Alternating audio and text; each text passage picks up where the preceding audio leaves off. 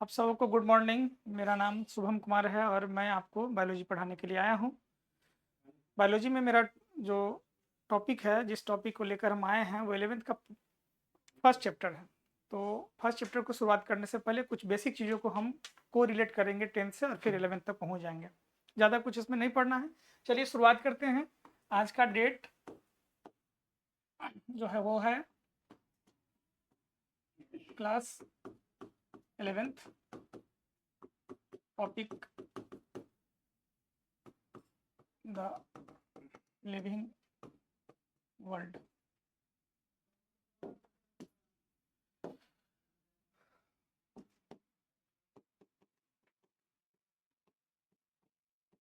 चलिए बच्चों, आज पूछेंगे। सबसे पहले आप बताइए कि लिविंग क्या होता है, सजीव क्या होता है? जिसमें जान होता है। Very good. आपने कहा कि जिसमें जान होता है। और कोई बता सकते हैं सजीव क्या होता है?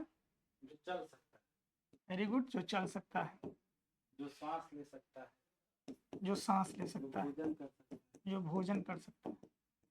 चलिए, ये बेसिक थी आपका जानकारी, लेकिन हम आपको इससे थोड़ा दूर लेके चलते हैं। लिविंग का मतलब सजीव आप कह सकते हैं, इसको आप बायोटिक भी कह सकते हैं, इसको आप जैविक भी कह सकते हैं। यही सजीव है। अब सजीव क्या है? सजीव का मतलब जिसमें जीवन चल रहा हो। जीवन चल रहा मतलब क्या? जिसमें लाइफ प्रोसेस। लाइफ मतलब जीवन और प्रोसेस मतलब प्रक्रिया, अर्थात जैव प्रक्रम। जैव प्रक्रम क्या होता है? किसी भी सजीव को जिंदा रखने के लिए जो सारी प्रक्रिया की जरूरत होती है, जिससे वो अपने आप को अनुरक्षित कर सकता है, जो जिससे अपने आप को चला सकता है, वही जैव प्रक्रम कहलाता है। जैव प्रक्रम में कौन आ सकता है या किसको हम जैव प्रक्रम करने वाले जीव हो? तो दुनिया के सजीव ही सजीव है, लेकिन उसके एक प्रोसेस होता है जिस प्रोसेस के थ्रू वो चलता है।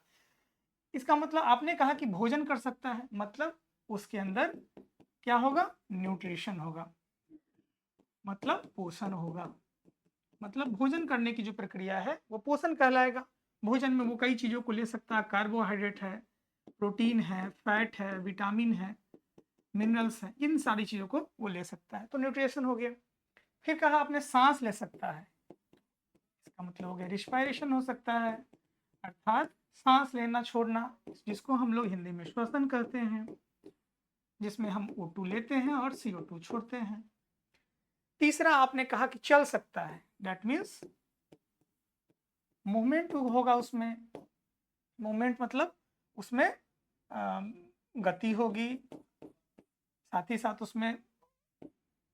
अब आपने कहा कि जान होगा, तो जान तो सजीव है तो स्वाभाविक है कि उसमें जान होगा। उसमें और क्या हो सकता है? तो उसमें रिप्रोडक्शन हो सकता है, मतलब प्रजनन कर सकता है। प्रजनन मतलब अकेले भी जीवों को जन्म दे सकता है और मेल फीमेल के सहयोग से भी दे सकता है। इसके अलावा आप अगला क्या कह सकते हैं? अगला कह सकते हैं उसमें मेटाबॉलिज्म होगा। मेटाबॉलिज्म क्या होगा? तो इसमें दो तरह की चीजें होगी। बड़े सेल टूट करके छोटा बनेगा, जिसको कैटाबॉलिज्म कहेंगे, और जिसमें एनाबॉलिज्म होगा, मतलब उसमें उपापचय होगा। और कोई भी दुनिया में सजीव जन्म लिया है तो उसकी मृत्यु भी होगी, डेथ होगा, मृत्यु होगा, मतलब सेल डेड कर जाएंगे। तो सजीव हम किसको कहेंगे?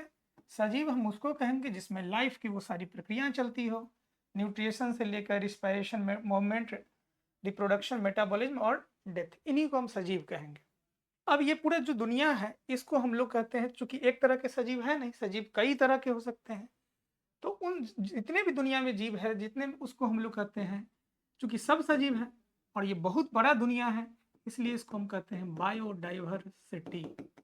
बायो मतलब सजीव, बायोटिक जैविक, और डाइवर्सिटी मतलब है तो सजीव, लेकिन इन सब का गुण, स्वभाव, विचार, रंग रूप सब में अंतर है, जिसको हम लोग डाइवर्सिटी कहते हैं, जिसको हम लोग जैव विविधता कहते हैं।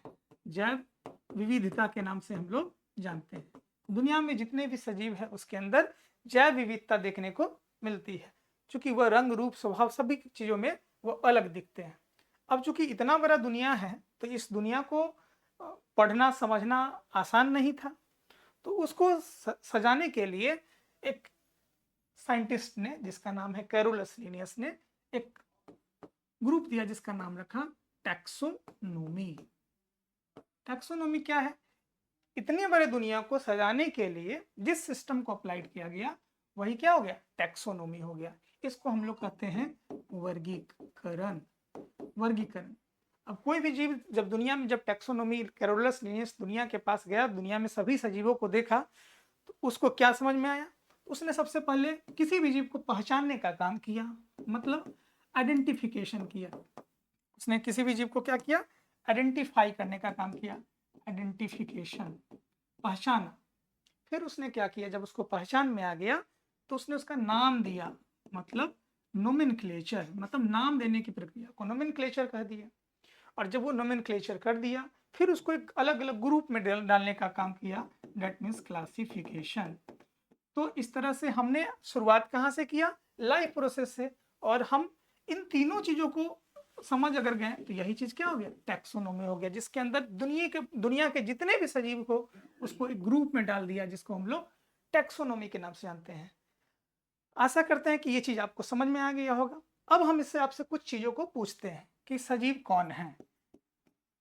तो आपका आंसर क्या होगा? कि जिसमें जय प्रक्रम होगा। हम पूछेंगे जय प्रक्रम क्या होता है, तो जय प्रक्रम बोलेंगे कि सजीवों के अंदर जो सारी प्रक्रिया चल रहा है उसको जय प्रक्रम कहते हैं। तो आपका क्वेश्चन क्या होगा? पहला क्वेश्चन होगा कि सजीव क्या है, दूसरा क्वेश्चन होगा जय प्रक्रम क्या है, तीसरा क्वेश्चन होगा कि आप बायोटिक से क्या समझते हैं, चौथा क्वेश्चन होगा कि टैक्सोनोमी क्या है, पांचवा क्वेश्चन होगा कि टैक्सोनोमी किन चीजों से, किन सिस्टम से होके चलता है। आप ये क्वेश्चन को आप घर से कर SW में ला सकते हैं। पिछले क्लास में भी हम लोग को रिलेटेड कर दिए, आगे की चीजों को भी जोड़ दिए और इस तरह से आपको क्वेश्चन भी दे दिए। आशा करते हैं आपको समझ में आया होगा। हाँ, बताया जाए। मूवमेंट के बारे में। अच्छा, मूवमेंट। देखिए, मूवमेंट का मतलब क्या हो गया? कोई भी सजीव है तो सजीव के अंदर एक जगह से दूसरे जगह आएगा, यहां से यहां तक आएगा। एक ये भी हो गया, डायरेक्शन चेंज कर रहा है। दूसरा चीज, एक होता है डायरेक्शन जिसको आप कहते हैं कि इसमें ये जगह बदल रहा है। दो चीजें आती है इसमें, एक आता है लोकोमोशन और एक होता है मूवमेंट। लोकोमोशन का मतलब हो गया कि ये जीव अगर यहाँ से यहाँ तक चले आए तो ये स्थान बदल रहा है, वो लोकोमोशन होता है। और जैसे ही मूवमेंट की बात करते हैं, मतलब शरीर का वृद्धि विकास जितने भी तरीके से हो सकता है। एक बच्चा ग्रोथ करता है, अंडा फूट कर एक बच्चा बन जाता है, पेड़ का विकास होता है, ये सारे मूवमेंट में आ जाएंगे। शरीर का मोटापा बढ़ रहा है, लंबाई बढ़ रहा है, चौड़ाई बढ़ रहा है, ये सारी चीजों को मूवमेंट कर रहा है। और दुनिया में जो भी सजीव होंगे उसके अंदर लंबाई, ग्रोथ, मोटाई, लंबाई सब चीज विकास होगा। तो लोकोमोशन भी सजीवों के अंदर ही होता है और मूवमेंट भी सजीवों के अंदर होता है। लोकोमोशन मूवमेंट दोनों एक चीज नहीं है, दोनों में कई सारी समानताएं भी है और कई सारी असमानताएं भी है। आशा करते हैं आपको समझ में आया होगा। Any doubt? Okay, thank you. आशा करते हैं आप क्लास को समझे होंगे।